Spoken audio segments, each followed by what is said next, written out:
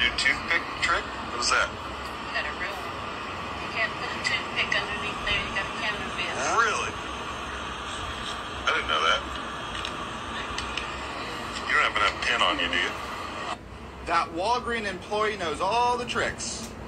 And she is absolutely right. That is a good way to tell if it's fake or not.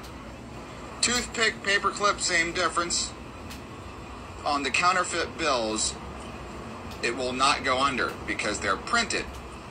That security feature right there is a great way to tell if you have a real $100 bill or not.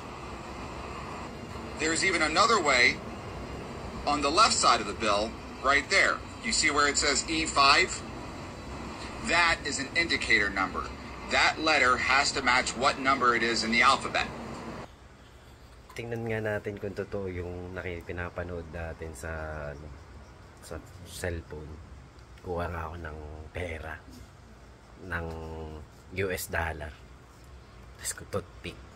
Wait lang guys, kuha lang. So yun guys, nakakuha na ako. Ito na. Ito, tsaka ito toothpick. Try natin.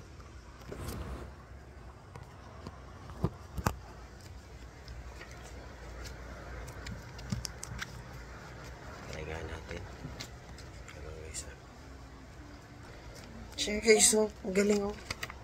Totoo nga. Ayan oh. Dito makikita din. Tama nga yung letter K, number 11. Galing.